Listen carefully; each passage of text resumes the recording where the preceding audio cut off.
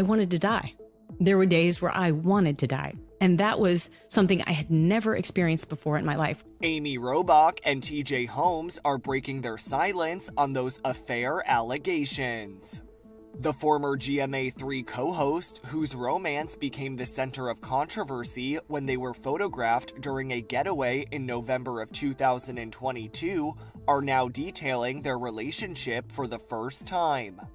During the December 5th premiere of their self-titled podcast, TJ says this while trying to clear any confusion about the status of their relationship when the news first broke. And so, to be clear, we were outed as being in a relationship, but everyone else thought we were being outed as adulterers, being outed as cheating on our spouses, and it wasn't the case, because the odd thing is that the day those pictures were taken and the day that article was released that outed us, we had both at that point were in divorce proceedings. The couple, who recently made their red carpet debut, were legally married to other people when they first made headlines. Amy to Melrose Place alum Andrew Shue, they finalized their divorce in March, and TJ to attorney Mara-Lee Fiebig, who settled their divorce in October. Amy explains more about her split at the time the photos were taken, saying this. It was one of those things where everyone in my tight circle knew I was getting divorced. I took my ring off early August. It was very clear to anyone who knew me that I was in the middle of a divorce. TJ is a much more private person than me and just chose to keep that to himself.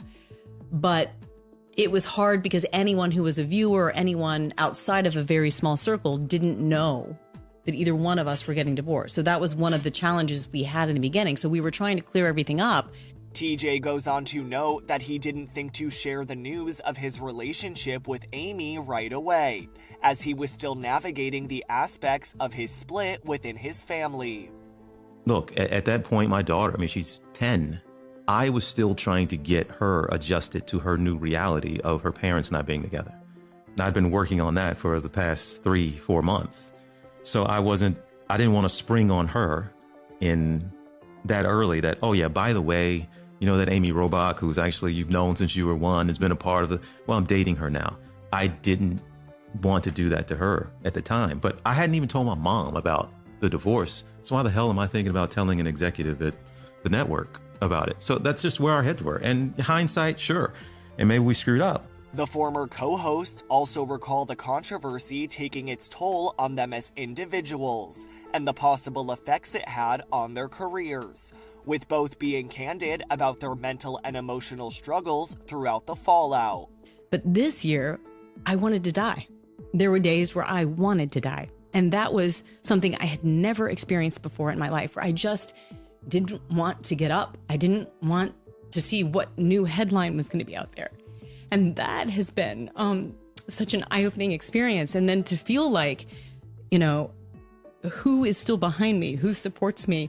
Will I work again? Will I be ever trusted again? Will people believe what really happened versus what people have written happened? And those were all things that we had to go through and deal with. I will say that I just felt extremely lucky that we had each other.